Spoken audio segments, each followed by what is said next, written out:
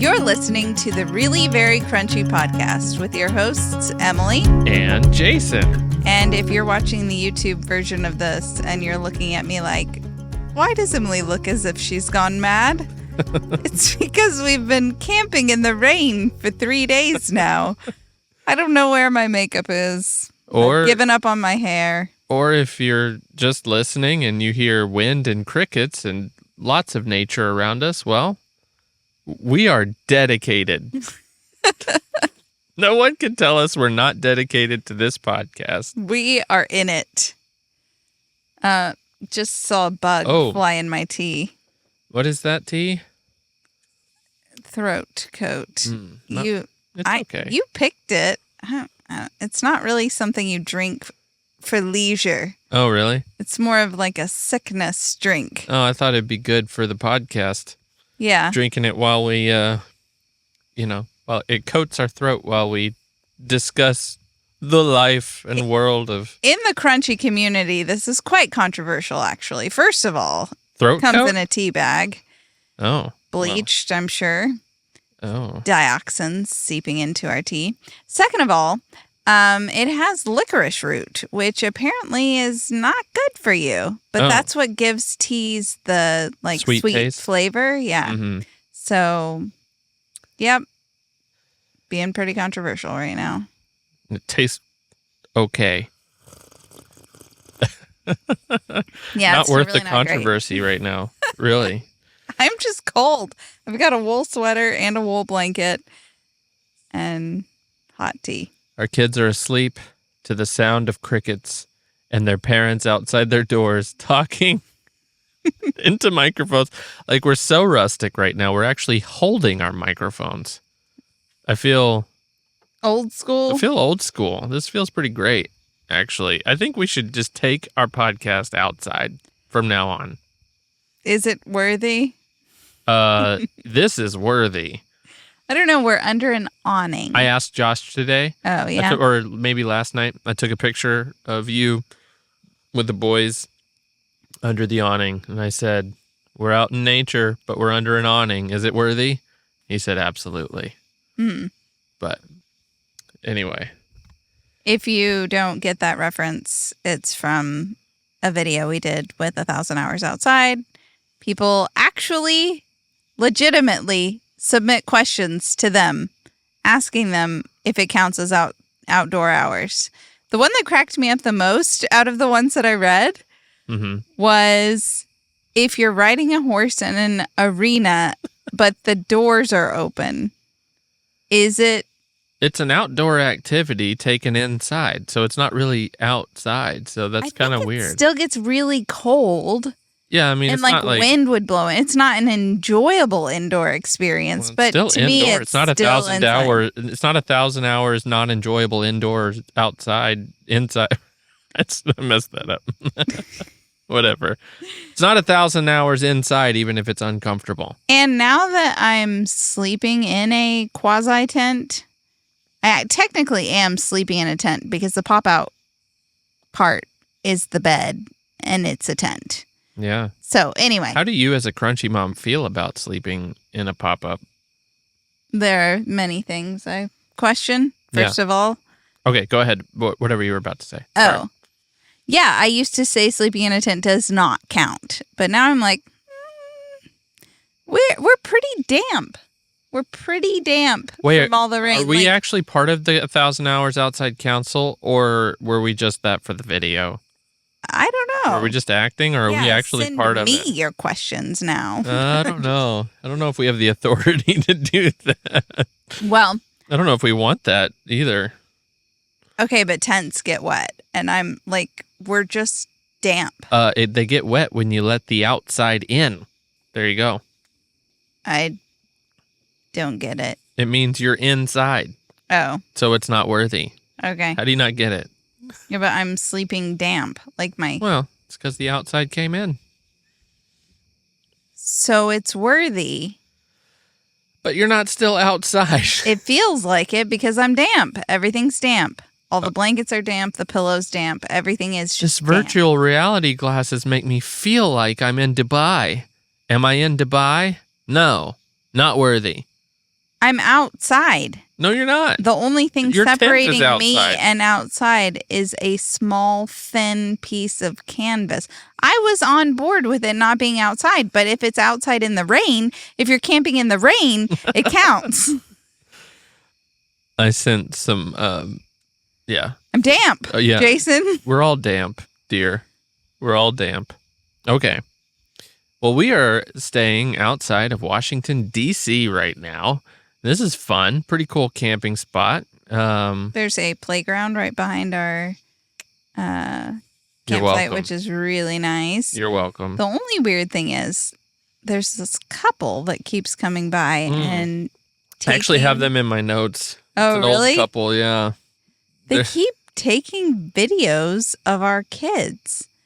And they're like being real sly about it. They like walk up, take a video, and they can't see that I'm there. So then I text Jason like, hey, the couple's back. Mm-hmm. And he barges out. And when they see that he's coming, they drop their phone quickly and walk away. Yeah. I'm sitting at a picnic table that's kind of covered by the bush. And anyway, it's strange. It's happened 3 times now. Yeah. Well, they are foreign. So maybe it's part of their culture to videotape kids. This Other people's sounds kids. like a red flag. Mm-hmm. Well, we have kept a very close watch on our children for the last 24 hours. What? No. Very close? I mean, we let them ride around the loop without us. There were definitely moments I could not see them. Well, but we could see the foreign man. So as long as we could see one of them, we're good. I guess. What's been your favorite part of this this stretch of travel? So we're traveling up the East Coast right now to first of all really get to the Wellness Collective. We're like taking out a long roundabout way to get to Lancaster, Pennsylvania, which is like, what, 8 days away now? And we're already in D.C. Not that far. So we're just hanging out. And we went through West Virginia on the first part of we stopped in West Virginia.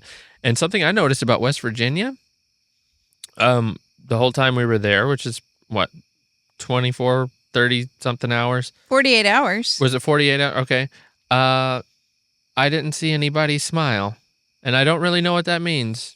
We saw plenty of people, and none of them smiled. And it was beautiful. Very beautiful. Wonderful, beautiful place. # almost heaven, I think they say. Almost heaven. West Virginia, where no one smiles. But when we crossed over into Virginia, I mean, the hills got a little higher. Mm-hmm. And the faces got a little smilier. A little brighter. Until you get to D.C., then it's wrong? all... Yeah, I don't know. It's What's wrong, West Virginia? Why so down, West Virginia? At least in Kentucky, we fake it. Yeah, there is this false We sense. fake our depression. For real. Our happiness out of the depression. And the South is truly hospitable. And I feel like Kentucky just borders the South. We're not quite the South. I think it depends on who you know. Yeah. Well, anyway. I have thoughts on that, actually. Oh, really? Yeah. Am I supposed to express these thoughts? I don't know. You're interrupting me. Sorry, go ahead. No, go ahead. Go ahead, Jason. Tell us your thoughts on Kentucky. No, I just not said I had quite thoughts. being in the South. Oh, no, it has to do more so with the South being hospitable. I don't think it's quite as hospitable as the South would like you to think it is. You lived there. I lived there a lot. Mm-hmm. And it's fine. Is it it the depends fire on who you ants? know. No, well, they're terrible. They are not hospitable at all. It depends on who you know. It's not just a general, we're all nice. It's like, some people are really nice. Mm-hmm. A lot of people aren't. Okay. Well, Sorry. Kentucky borders the South. Yeah. And so, we want to be that, and we just can't live up to it. Nah. We're just not. We're too hardened by something. Coal. I don't know. Oh, it was so funny as we were driving right across the Kentucky to West Virginia border, there was like some crazy industry looking Fire coming out of stacks of... on both It was sides of crazy. the road. At night, it looked like you said, look, it's Mordor. I said, are we driving into Mordor? Yeah. And our 4-year-old was like, this makes me feel really scared. Yeah. It was pretty scary. If you're driving, it did look something like out of some, I don't know, near future dystopian movie or something where, I don't know, bad things happen. Wall-E. Yeah. That's what the boys This is always like say. while before Wall-E, the bad things that happened before Wall-E came about. The boys are always like, well, I told them once on a walk, they said something like, well, it doesn't matter if we break it. We can buy a new one. I don't know what they were referring to. And I was like, that mentality is what got the world into where it was in Wall-E.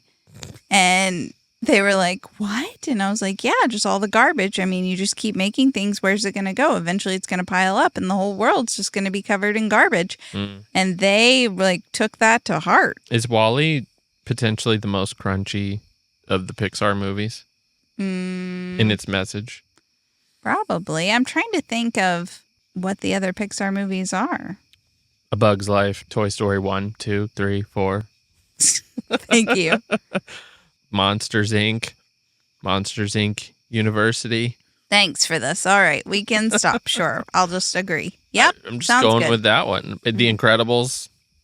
Yeah. Not highly crunchy. Mm-mm. No. Okay. Wall-E's it. Even though it features a robot. But who wants to talk about movies When you have books. when you have books? Everyone always knows that the book is always better than the movie. Is there a case in which you can think that the movie is better than the book? Let me ask you this, and this might ring with our audience. Is the 1980 whatever mini-series of Anne of Green Gables better than the actual book itself? No. It follows it so closely. That's what's nice, is it lives up to the book. When you A lot read of Anne of times- Green Gables, do you picture, I think it's Megan Fellows, I think that's her name. Mm-hmm. Do you picture her? Do you picture the guy who played Gilbert Blythe in the 1980s miniseries? Okay, I actually picture myself as Anne. Of course you do. Of course you do. I'm just reading a book about myself. I picture myself as Matthew.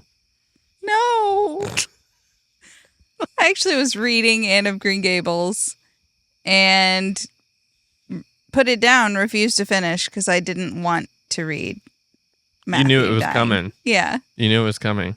Took me months.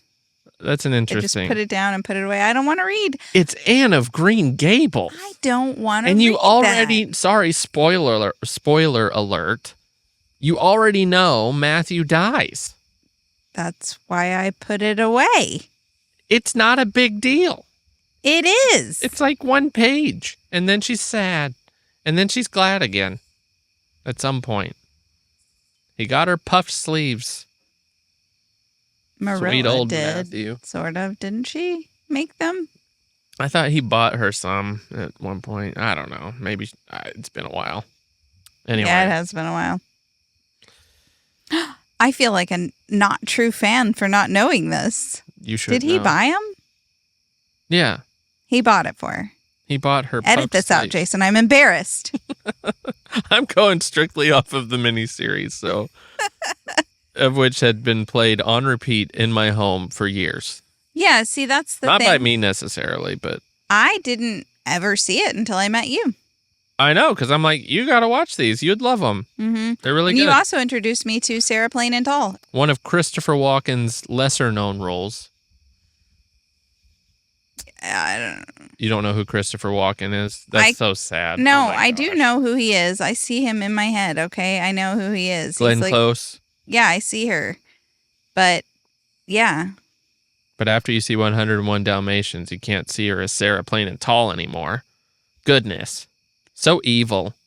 She played Cruella DeVille? Are you serious? Are you so culturally unaware? Yes. My goodness. That came out when you were a kid. Older kid.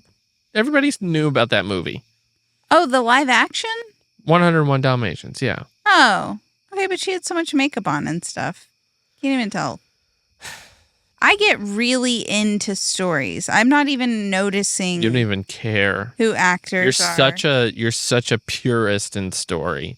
You don't know actors. You don't even picture people in your mind when you read. I do picture people in my mind when I read, of course. You as the heroine of every story. No, just Anne of Green Gables. Okay. And Narnia. I will say, reading. I can't decide if I'm Lucy or yeah. Susan. A little bit of both. I'm definitely Edmund, I guess. Sorry. He's a bit of a jerk. Let's be honest. I know. He becomes redeemed, however. He has the best story arc in that book. The Lion, the Witch, and the Wardrobe, by the way. That was actually one of the first books I ever read. Aww. My dad gave it to me, and I read it. I think I was like 8 years old. One of the first books I remember reading. Mm-hmm. And I loved it, and I read it so many times.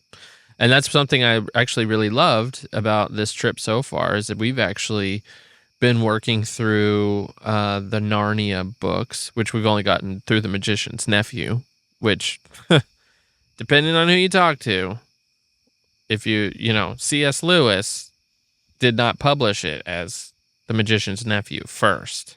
Lion, the Witch, and the Wardrobe was the first book published. Mm-hmm. However, his preferred reading order is actually start with The Magician's Nephew. That's what he said. According to Google. Yes. Well, I enjoyed listening to that. That was so much fun. And it was so cute because we have already listened to The Lion, the Witch, and the Wardrobe as a family previously. And so because I wanted to go publishing order, but to see our son's face just light up at the end when he talks about how the apple tree was cut down and he built a wardrobe out of it. And then Oaks was just like, I know what that wardrobe is. He was just making all those connections. It was really great. Sweet. Yeah. Getting to introduce that magical world. Oh, yeah. Is such a delight. Mm-hmm. And just like any book that I really love, getting to read it to them and see them get into it. And getting to discover books on my own with them. Like a friend gave us Little Britches recently. Tell me about Little Britches. I've been listening as you're reading to the kids on the other side of the RV. I heard you snicker a couple times. Was that at Little Britches? Probably. I guess so. I'm on the other side of the camper, piddling with the other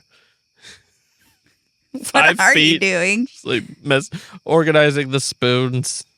There's not much to do out here at night. Well, she's reading Little Britches. I gotta do something to pretend to organizing the drawer. Well, okay. It was written by Ralph Moody, and he has a bunch of books. I don't know. I don't really know anything about him or whatever, but somebody just gave me this book and said that it was a beloved read-aloud.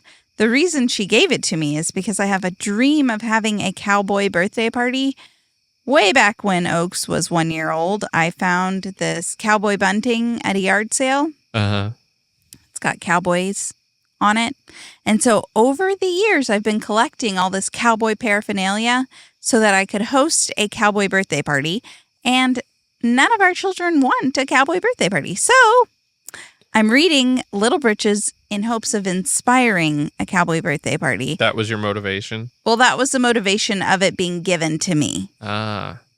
But I'm actually treasuring the story. So is Oaks. Alder falls asleep every night while I'm reading it. I could see that. But it's really sweet. And I've already cried multiple times. And I keep whenever your tears are welling up and it kind of catches in your throat. Mm-hmm. Keeps happening every chapter. So you said you had a little bit of a concern about the ending. Yeah. That's coming up. I accidentally... Which our kids are asleep. Read the last page. Didn't really accidentally... I mean, I just it flipped open and I just saw part of it, and it said something like, and Father said the same 25 words for every blessing at every meal. And when Mother asked me to say the blessing, I knew I had become a man or something. That's all I read. So I suspect Father dies. Because Father's not saying the blessing anymore. Yeah. So, and Father has a bad cough from working in the wool mills. The cough has started already? It started. That's why they moved. They moved out to Colorado from New England. What year is this set? I don't know, 1800s or something. Yeah. You don't have a cough in a book from the 1800s. Bloody cough. Oh, well, that's a given. Well, you're gone. I mean, how'd you not know? Well, bloody cough, he's gone. Any movie, any book, bloody cough, they're gone. They moved out west. They always move, and him. they always die. If you have a bloody cough in fiction, you're out. You're gone. It is the foretelling, the foreshadowing. You don't even need to read anymore if that's what you're looking to find out. Here I am listening to The Magician's Nephew, and Aslan gives Diggory a magic apple that heals his mother. Why can't Little Britches' dad get one? Different kind of fiction. Charlie? Is his name Charlie? Different kind of remember. Fiction. They just, You see, there's different genres of fiction. But why isn't One's Mrs. fantasy. Corrigan going to pick an apple from somewhere and give it to him? An apple a day is not going to keep the doctor away for that guy. He's drinking a whole pail of milk now. That's not going to help him. It is helping. No. It says Father's growing stronger. Well, you've read the last page. That apparently didn't help enough. Well, we don't know what happened to him. Maybe it's not the cough that gets him. Maybe it's the cowboy. Maybe he's a bad father and he just left. He's a really great Maybe he father. just leaves. No, actually, some of the things like... The people who have read this book are like, this is maddening. I'm done with this conversation. It convicts me. It's like... Father was the type of man where I could ask as many questions as I wanted without him ever getting harsh with me or without him ever feeling angry. And I'm like, I want to be that kind of mom where I don't ever feel annoyed. Oh, the wording is so good, though. It's so poetic. And it's like, and Mother, when she read stories to us, it didn't even sound like she was reading. It just sounded like she was telling them from her heart. Like, why can't I sound like that when I read books? I'm sure you do. Our children just don't have a narrative way of talking when they remember things. I mean, there are just so many touching moments. I want you all to read Little Britches. Little Britches by Mr. Moody. Ralph Moody. All right. Putting that on my to be used in a video list. Little Britches? Yeah. So cute. Whenever we do a video about have tears in my eyes right now, just thinking about all the moments that have brought me to tears. I get very into stories, so into stories that it's sometimes dangerous because I can't pull myself out of the story. Man, like the I other really day, want to get you into some fantasy novels. Yeah, that's not my thing. That's what I think. That's part of. I love something that's more realistic. Narnia is real. Okay. The other day I was reading The Women, which I started this book months ago. Mm-hmm. And that good, huh? You told me I read it, yeah. That you hated it. I hated the second half. That kind of kills it. Yeah.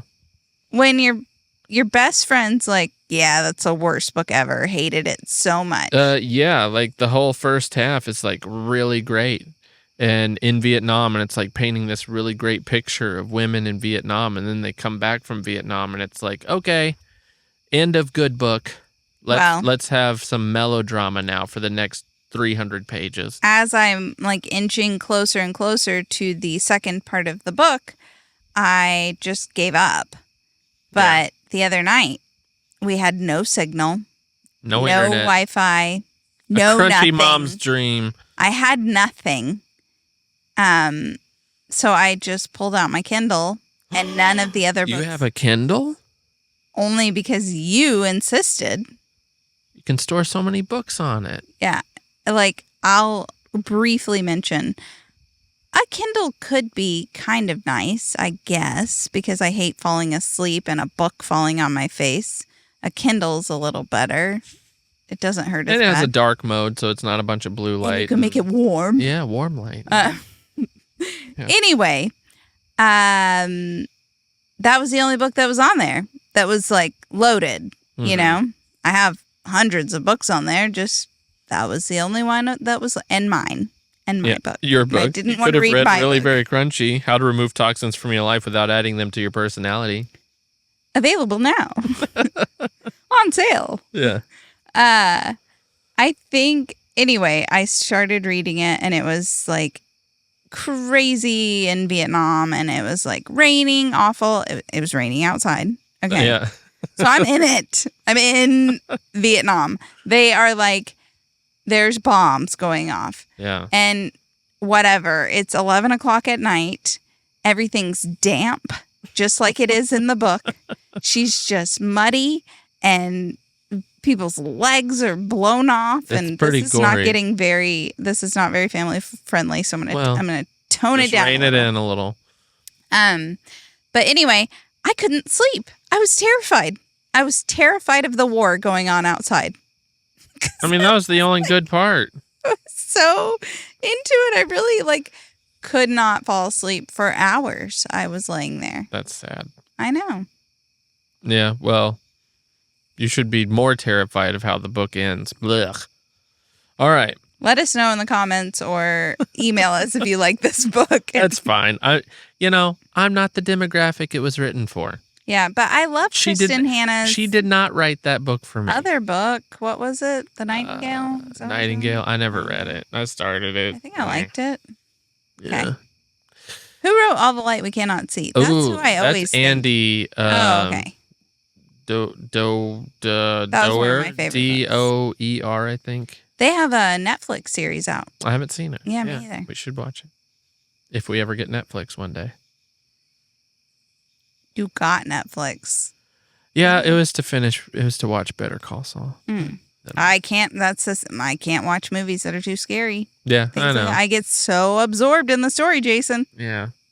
Your inability to watch something or read something with any amount of peril really limits your selection. It really does, because most stories these days have some element of peril to them. Aren't we supposed to think on all the things that are good and lovely and wonderful and... Yeah, and the end of the peril typically comes a heroic moment to where good overcomes evil, and that is beautiful and lovely and good. And I can read about it better than I can watch it. I cannot watch. I'm not saying you should. I'm just saying peril. It's just limits your ability to limits your selection. That's all I'm saying. And that's fine. What are you reading right now? The Women. Oh. Yeah. No, the book that I brought in the car with me to be read on this trip is Laying Down the Rails. What's that? It's about, it's basically just an arrangement of quotes by Charlotte Mason on habit training your children. Sounds boring. Yeah, I've tried to read it, and it is not easy to read, but I think it will be beneficial for me and my mothering. What do you think the people driving by our campsite think when they see cameras, lights, and I think it's too dark for them to really see. Okay. Yeah. Well, I am currently rereading The Way of Kings by Brandon Sanderson, and I'm working my way through the Stormlight Archive to make it to book 5 when it comes out on December 6th. Make fun of me all you want, but you will have a lot of haters if you do. I'm not making fun of you. I'm not interested in that. Why? How do you know? You've never picked one up. You've never picked up, other than like Harry Potter or the Narnia books, you've never picked up a fantasy novel. You have no idea. Some of them are terrible. There's plenty of them that are terrible. What if you just tried this one? What if you just tried it? I did read Marinon, Jason. It wasn't any good. It's my first book. It wasn't good. All right, but don't tell me I haven't. That is rude. That is Turned me off rude. to the fantasy fiction. That is so mean. Your decision to not ever read a fantasy novel comes from me writing my first book that was no good. Rude. First 3. Thanks. Drive that home a little bit. Dig that knife a little deeper. I think they were good. Thanks. You did stop reading my books about 10 books in. You were writing them so fast I couldn't keep up. Only had 20 books out. You read about your 50%, Emily. I did a little research. I don't know if anybody wants to know this, but the benefits of reading are stress reduction. It lowers your heart rate. Does it improve heart rate variability? Didn't find that one. Mm. Eases muscle tension. Improve focus and concentration. Improve memory. Increased empathy. That's one of my favorite parts. Sorry, I just interrupted you. Yeah. Improved empathy. Yeah. That's one of my favorite parts of reading is whenever you're reading as a family, then you have these moments of character development within yourself and your family, learning through other people's lessons. And I think I heard somewhere that, the more you read to your kids, the more empathetic they are because they... I was getting to that, but yeah. Oh, go ahead. No. It's just that reading, I have a whole section of reading to your kids. Research says children whose parents read to them, it builds empathy. Yeah, that was just one of the main points. But yeah, I have a section on that. They also they are exposed to 290,000 more words than their peers whose parents don't read to them. 290,000? Up to 1 million. Wow. Whatever that means, but it's a lot of words. A lot of words. Does that mean like cumulatively? I'm not sure. I think so. Because I so. just feel like there aren't that many words. Yeah. I don't think there's. I can't think of 1 million words, but yeah, I think it means, cumulatively they're hearing 200. It's kind of, but if you really think about it, the way we're saying it, though, yeah. It's like children whose parents read to them have heard more stories than children whose parents didn't read to them. Yes. It's like, well, thank you, Professor. Yes. You're right. But there are all the benefits that go along with that, like building blocks of education, like learning how to be empathetic. Oh, I heard Sarah McKenzie said one time, who's like that? This read aloud revival. Oh. A legend. Yeah, I knew that. I just wanted you to say it. I recently bought her children's book when I was at the Wild and Free conference. Did she buy yours? I don't know. Sarah, did you buy it? Can you put it on your list? Yeah, hey, that'd be nice. I love how you're like searching for the camera. Where is it? Sarah, where are you? Sarah, please. We need you. It's a really good book. Maybe if our podcast listeners would go buy the book, it would encourage it's Sarah. called Little Helper, Big Imagination. Okay. Anyway, DM Sarah. You could get 500 more words read to your children. There you go. DM Sarah. Just flood Sarah's inbox. Buy it, Sarah. Hashtag buy it, Sarah. Read aloud. Anyway, she said the single most important thing you can do for your children. Feed them. For their education. Oh. Is read to them. Read aloud. Okay. Yeah. Second most important thing you can do for your children is read aloud to them. First, you got to let them eat. Yeah. Okay. For their education. Well, anyway, I do love reading as a family because it's just a moment of bonding more than a moment. Yeah. Just some shared. And I love being able to like recall those stories. We're going through a hard time. We're on a hike. Oh, life lessons for sure. This is nothing like when the Moody family was having to crawl on the ground during the big wind storm. Come on, guys. We can make it. While their dad was coughing up blood. Seriously. Wow. Yeah. You know what I can't stand? What? The boxcar children. Oh. Ugh. We're just we're a little... There's too many of them. There's- Just stick with the first originals. It's weird because, like, by this point, pseudonym now. it's all the same. It's like I could write one by Somebody this has point a and property. be Gertrude, whatever her name is. They can't afford to maintain the property. Benny's going to find a treasure and save them. There's a lot of property deals. So many. And, like, somebody's mad that they didn't take the property offer. There are so many conversations in the Boxcar Children between old people and property disputes. It's weird that It's really Oaks weird. is, like, so into the Boxcar Children. I'm like, how many disputes do you need to Over hear? property. Is he going to be a judge one day, maybe? Maybe. Like, he's just really empathy into for it. the person who, didn't sell the farm when they should have or whatever. I don't know. It's fun, though. But it does get a little old. We let him listen to it on the app Hoopla. I don't know if you guys have that. it lets you check it out from the library. Yeah, audiobooks. So Yeah.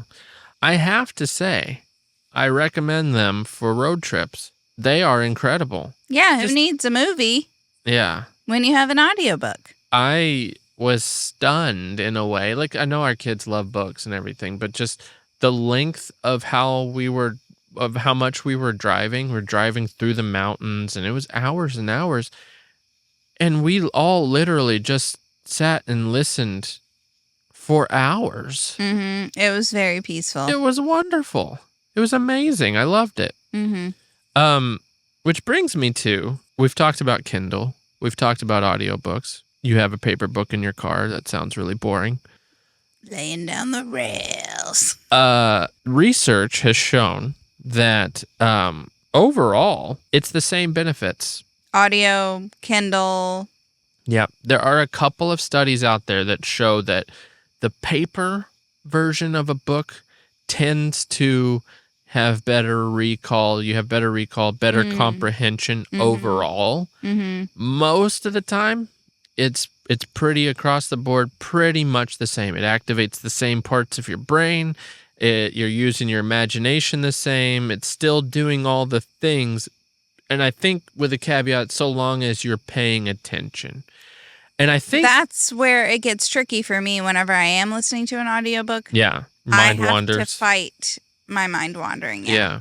So I think but not The Magician's Nephew. no. I Not mean, at a book has to hold your attention. Mm-hmm. Here's where I have a theory on these studies that say paper books do better in that It's an experience. I think And it's you're that choosing it. I think it's that it's easy to go back and reread something you forgot. Mm. Whereas on a Kindle, you can't necessarily find what you're trying to look for. Like with a paper book, there's so many times it's like, where did I see that? I'll flip back and like, oh, there it is, and I'll reread something. Mm-hmm. And an audiobook is the same way. You can't just easily go back and try to reread a little snippet that relates to what you're reading now. Or if you get distracted, like for me, if I'm distracted in the middle of a sentence or something, I have to go back and reread the whole paragraph. I've been distracted for pages before. And then go back and reread and just them. like, oh man, I got to go back and reread this. Yeah. But you don't just do as easily in a digital format. So I think True. that's my theory. I also think there's something to the sensory experience. sure, The yeah. flipping of the page, the sound that it Knowing, makes, seeing the feeling of progress. paper. Yeah. Yeah. I love a nice feeling like cotton, the crosshatch of some papers. Yeah. Oh, I love Fancy that. books. I don't like when books have like the glossy coating. Like a textbook. Yeah, and like children's books these days have Children's like the books, glossy. I don't like it. First of Oh, all, right. Yeah, they're not. is it Yeah, you're right. like Coated in thermally? something. Yeah. Yeah. BPA. It feels like a receipt. Ooh. Ooh. Is this children's book BPA free? I'll have to ask my manager. But Jason says I ruin everything by thinking about all those things. You do. Absolutely. Our son has a little bit of a stuffy nose right now. And I'm like, I wonder if there's mold in the air conditioner of the camper. So now It's like, Jason's like, well, I don't want to turn on the air now. Thanks. Didn't even think about that. crunchy. Mom think of wouldn't want to everything. turn it on anyway. We're sitting on this like plastic rug that Jason laid down. Would you rather be sitting on gravel, walking on gravel barefoot? Come on. Probably not, but I just can't get over the thought of the forever chemicals on the bottom of my feet. There might not be any. There are. This is a cheap rug. This was definitely treated with something. Maybe not. Maybe it's so cheap it wasn't treated. You got to pay for the non-treatment. So what are your favorite genres? Your favorite types of books? I love self-help, self-improvement. Nice. That drives you crazy. No, it doesn't. I've read my fair share. No, it really does drive you crazy because I'm always like, the problem is we are failures. Yeah, well, that does drive me crazy. Like every time you read a self-help book, you're just like, you have to apply it immediately and to how we are just awful at everything we do. I love World War II fiction. Did you read Unbroken? No. I have told you to read Unbroken so many times. It's a very long book. It's a really good book. It's actually not that long. Really? Yeah, it's not too bad. I saw the movie. Okay. It touched me deeply. He's holding the log above his head. Yeah, imagine reading about that after he goes through so much more than he actually went through in the movie. So much more. Really? Yeah. Read Unbroken. Laura Hillenbrand. Wonderful book. I suggest it immensely. Is that your favorite kind of book? It's my favorite nonfiction. Biography? I do. Well, it just depends. It just depends. Some biographies are so boring, it's like impossible to get through. I don't know what my favorite genre of book is. I will read whatever Brandon Sanderson writes. Well, that would typically be fantasy, but no, I actually don't like a lot of fantasy. Most fantasies. You're sending mixed signals on the fantasy realm. Yeah, when you get a really good fantasy book, it's amazing. Mm-hmm. A lot of times, it's just not that good. Yeah. And so, typically speaking, fantasy is not my favorite genre. Mm-hmm. I'll read. I'll read anything if it's interesting. And then sometimes you'll read things even when it's not interesting, just so you can say you read it, like War and Peace. I did read War and Peace. Just so you could say that you read it. No, it interested me. No. It was kind of like watching Downton Abbey until the war parts. Ironically, I would have thought that reading the war parts would have been really exciting and like, yeah, this is what I wanted to get to. It's the peace parts. Where the non-battle parts of the book that I actually really loved, and the war parts, which are very long, were very difficult for me to get through, but I did. Are you going to drink your tea? I did. Oh, you drank it all? Yeah. Oh. Did you want it? Yeah, it's all right. You wanted the rest of my tea? Sorry. My throat is sufficiently coated. I like getting bitten by something. Ow. Realistic books. Like The Women. Which actually, the first half is pretty realistic. It's the second half that gets you. Sorry, I go mean, ahead. just like realistic coming of age, downtrodden, but has a big change. I don't know. You know. Sounds like you would like Dickens. What I'm trying to say is Little Britches is my favorite book. My favorite genre of books is Little Britches. What? Little Britches. Okay. We only have one of those. I'll take them all. I am definitely reading more of Ralph Moody's stories. Oh, he has more. Mm-hmm. It kind of concerns me how much I'm enjoying it. Like, what is my reading level? Maybe you really love Westerns. Oh, maybe. You should read Lonesome Dove. That's like a top 10 book for me. You didn't finish it. I know. Here's the problem. We moved when I was deep into it, like 900 pages into it. Like I was at the end. We moved. And for some reason, I lost the book. And then I just forgot to finish it. But I loved it. And I'm going to finish it this year. Not this year. Next year. I'm reading the Stormlight Archive again. Next year, I'm going to read it. I'm a fast reader. I'm a fast reader. Mm-hmm. I'm a faster reader than you. Oh, I'm a slow reader. But I don't finish books as quickly as you, probably because I'm reading. That doesn't make sense. Well, I don't. If we start a book at the same time and you're a faster reader, Listen, you should finish before I do. You're not letting me say what I want to say. You listen to a book while you go about your day. You're like doing listen things. to a book, yeah. Well, you listen to it and read it. You do that thing where you can sync it up on your Kindle, the fancy stuff So that I don't know fun. how to do. I try to show you, but you won't let me. Anyway, you do that, and I can't because if somebody's talking to me, which someone is always talking to me, I can't have an audiobook in my ears or even like carrying it around. I just won't listen, and then I'll get lost, whatever. Yeah. Being a mom is different. Can't read as much.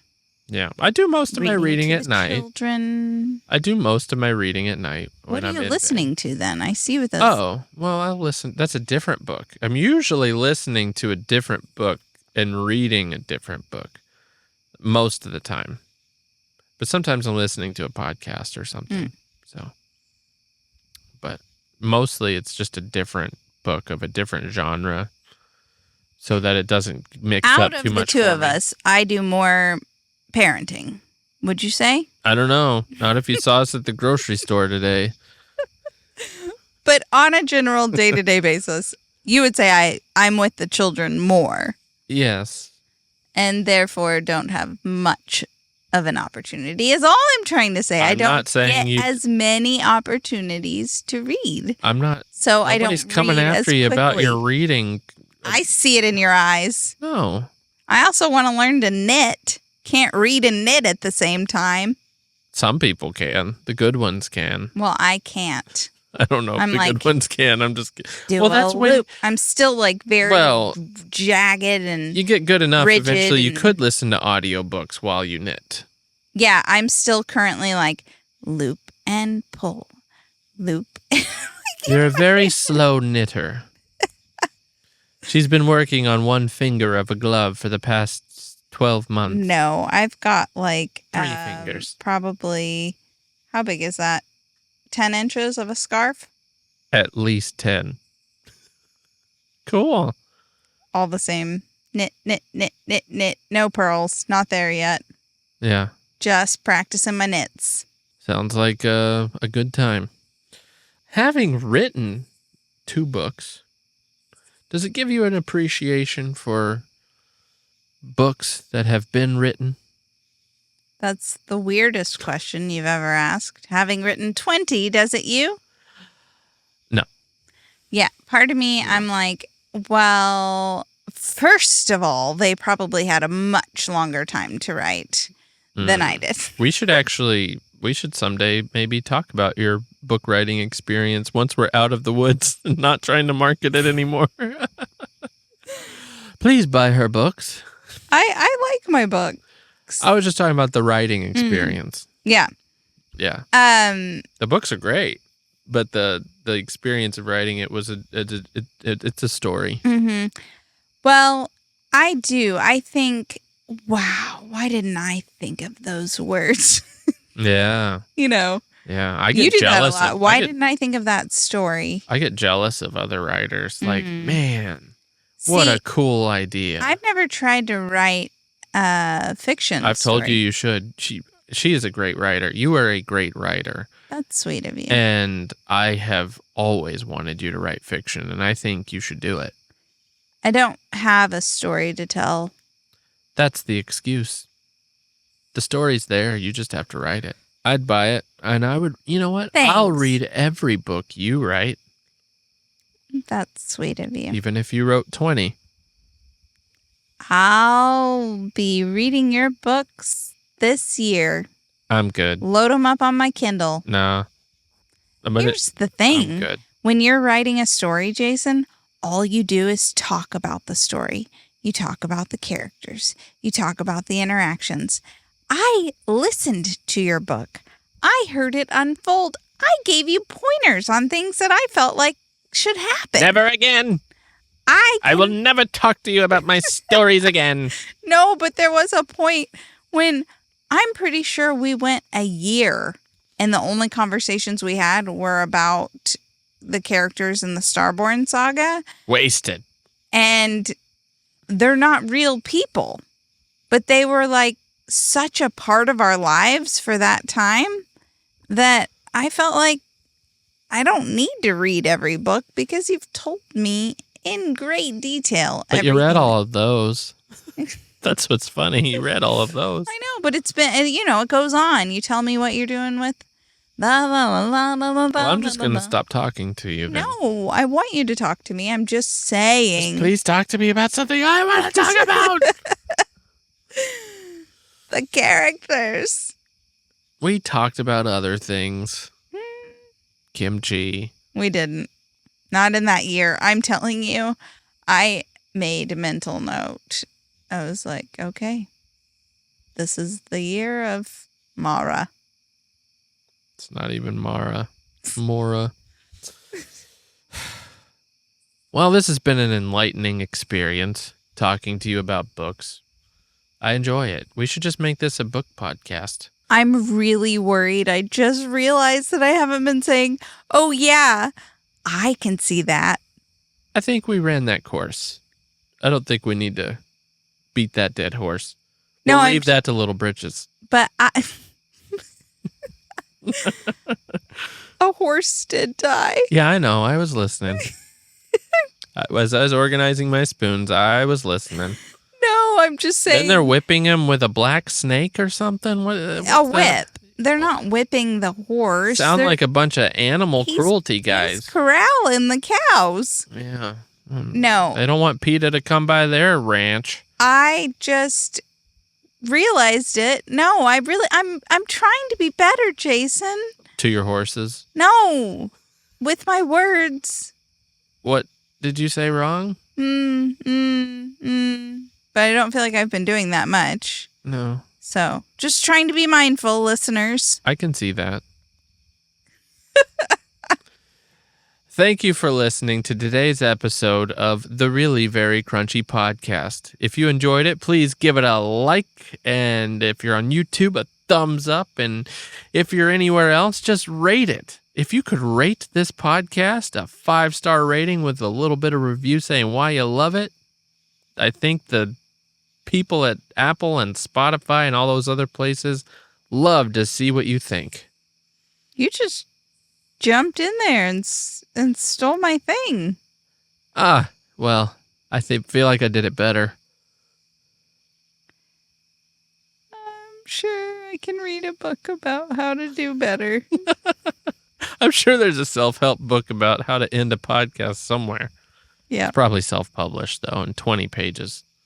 Somebody wrote a book about you, the biography of your life, and self-published it, and it's clearly written by AI. I was born and raised in a rural town in Indiana, which is not at all true. That's about when I stopped reading it. Yeah. That's one book I didn't finish. I would like to read it. Yeah. I'd like to know about myself. It was not good. No, but on celebritybirthdays.com, they have a lot of nice things to say about me. Yeah. They call me, what did they call me? Celebrity birthdays. Somebody else sent that to me. I promise I wasn't Googling. Celebrity birthdays. Emily Morrow. I'm not on there. Aww. I never will be. Aww. Always playing second fiddle. I'm like number 34 in the most well-known Emilys. Oh, born really? in 88. Born in 88? No, I'm not sure. Born in 88 in Kentucky, who currently lives in Paducah. No, I'll have to look it up. Can we look it up really quick so the people can know? I'm number 34 in this campsite. Wait, what? Ouch. 26,880 most popular. So, of Emily's? No. Oh, of just Emily's. person? Virgo named Emily number 2. So any Emily born in September, in the Virgo sign or whatever? Yeah. Okay. Number 2. Wow. Number 2. I thought there Good was for something you. that just said Emily. Wow. Feel like famousbirthdays.com changed their thing. Look at me. I'm the 27,000th most famous person in the world. 26,880. If only I could aspire to such heights. I tried to end this podcast a long time ago. Okay, yes. Thank you so much for listening again, as you do faithfully every week. I appreciate you. Bye.